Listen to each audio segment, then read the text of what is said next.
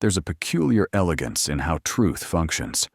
It has no concern for your comfort or your meticulously built worldview. Instead, it moves relentlessly, like water carving through rock over centuries. Some truths are so unsettling they strike you like a physical blow, leaving you disoriented and questioning everything you thought you knew. Yet these are often the very truths that ultimately liberate you, after they've thoroughly infuriated you. Carl Jung, one of the most insightful thinkers of the 20th century, had a remarkable talent for delivering exactly these kinds of truths. Today, I'm sharing 3 of his quotes that initially felt like a harsh awakening, but eventually became beacons guiding my path. The first helped me understand myself, the second helped me perceive others clearly, and the third helped me take meaningful action. Each one was like a psychological deep cleanse, uncomfortable and invasive, but ultimately illuminating. Quote 1.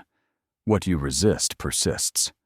This one feels almost cruel in its simplicity. When I first encountered it, I was going through a phase where I believed I could outrun my problems. I was convinced that if I ignored certain feelings or situations long enough, they would eventually fade away. Spoiler alert, they didn't.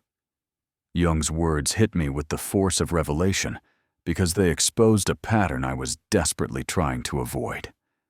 The more I resisted certain emotions, fear, anger, sadness, the more they seemed to tighten their grip on me. Imagine trying to hold a beach ball underwater. You can keep it submerged for a while, but the effort is exhausting, and eventually it will shoot upward, often in unpredictable and explosive ways. This is precisely what happens when we suppress our emotions. They don't vanish, they just accumulate pressure beneath the surface, and when they finally emerge, it's rarely in a way that's convenient or controlled.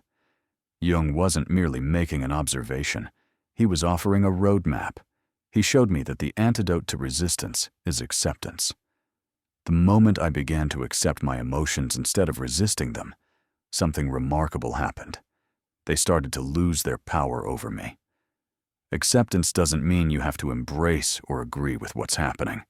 It simply means you stop fighting against reality.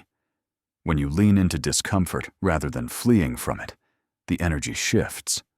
What once felt like an approaching storm transforms into a passing cloud. Jung expanded on this by saying, "What you resist not only persists, but will grow in size." And he was absolutely right. The things we resist don't just linger, they magnify, demanding to be acknowledged. Resistance is like feeding a fire with exactly the fuel it needs to grow stronger. Every time you push away an emotion or deny a truth, it gains momentum. Acceptance, on the other hand, allows these things to dissolve, integrate, and ultimately transform into wisdom. For me, this realization came during a particularly challenging period in my life. I was wrestling with profound feelings of inadequacy, but instead of confronting them, I buried them under layers of work and distractions. I thought I was coping. In reality, I was fueling the fire. It wasn't until I sat with these uncomfortable feelings, allowed them to exist, and examined their origins that I began to heal. What I discovered was that these feelings weren't there to destroy me. They were signals guiding me towards deeper self-understanding. If you're finding value in these insights so far, please take a moment to hit that subscribe button and give this video a thumbs up. Your support helps this channel grow, and I'd love to hear your thoughts in the comments about how these ideas resonate with you. Now, let's dive into the second profound quote that changed my perspective forever. Quote 2. We meet ourselves time and again in 1,000 disguises on the path of life. This one initially felt strange, almost mystical. I resisted it because it suggested that every person I encountered, every experience I had, was somehow a reflection of myself. I thought, how could that be? Surely other people's behavior is their own responsibility, not a mirror of mine. But the more I reflected on this idea, the more it began to resonate. Life, it turns out, is indeed a mirror. Every interaction, every relationship holds up a reflection of some part of you, sometimes a part you'd rather not acknowledge. Think about the people who irritate you the most. Perhaps it's their arrogance, their stubbornness, or their neediness. Now consider this. What if those qualities exist within you in some form? That's the discomfort Jung was pointing towards. When we encounter these reflections, it's an opportunity to learn and grow. The universe has a remarkable way of placing us in situations and relationships that challenge us to confront the aspects of ourselves we've been avoiding. Consider an everyday example. Suppose you have a colleague who constantly seeks validation, and it drives you to distraction. Instead of dismissing them as annoying, ask yourself, why does this bother me so intensely? Is there perhaps a part of me that also craves validation? Often, the traits that irritate us in others are precisely the ones we haven't fully acknowledged or accepted in ourselves. This realization can be humbling, but it's also empowering. It shifts the focus from blaming others to understanding yourself. Jung once said, "Life does not come from events, but from us. Everything that happens outside has already been." This means that our outer world is a projection of our inner state. When you meet someone who seems to test your patience or trigger your insecurities, it's not just about them, it's about you. They're holding up a mirror, inviting you to look deeper. This understanding transformed the way I approached conflicts and challenges. Instead of asking, "Why is this happening to me?" I started asking, "What is this trying to teach me about myself?" This perspective revolutionized my relationships. It helped me see that even the most challenging people in my life were, in a sense, my teachers. They were showing me aspects of myself that I needed to confront. Sometimes the lessons were painful. Other times, they were beautiful.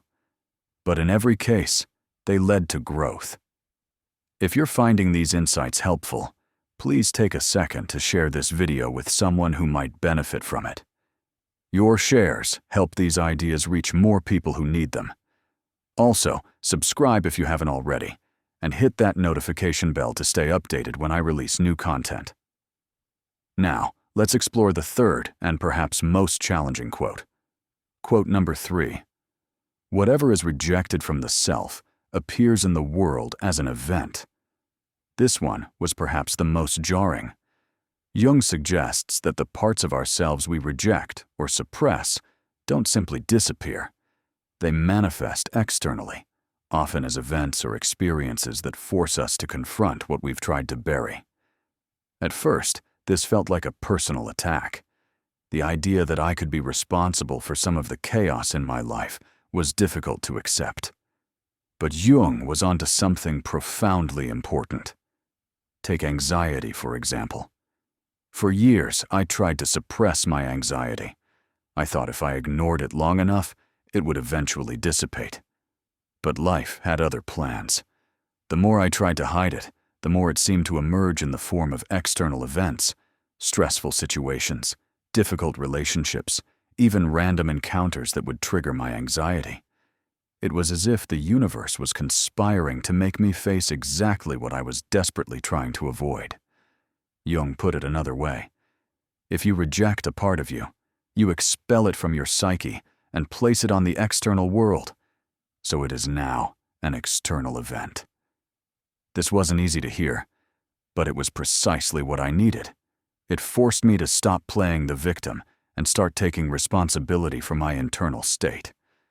I realized that these external events weren't punishments. They were lessons designed to bring me back to myself. This quote also connects to another of Jung's insights. Everything that irritates us about others can lead us to an understanding of ourselves. When you find yourself consistently annoyed or triggered by certain people or situations, it's worth asking, what part of myself am I rejecting? This perspective can be liberating. Instead of feeling like life is happening to you, you start to see that life is happening for you. Every challenge, every setback is an invitation to heal and integrate a part of yourself. In my case, it wasn't until I began to work with my anxiety holistically, through mindfulness, dietary changes, and even therapeutic practices, that I started to experience real transformation. The journey wasn't easy, but it was worthwhile. By facing what I had long rejected, I was able to reclaim parts of myself and, in the process, discover a sense of peace I hadn't known was possible. Another example of this principle can be seen in how we handle anger. Many people, myself included, tend to suppress their anger, believing it's a negative emotion that should be avoided. But anger, when unacknowledged, doesn't just disappear. It shows up in our lives as conflict, frustration, or even physical symptoms like tension and headaches. By rejecting anger, we inadvertently create circumstances that force us to confront it.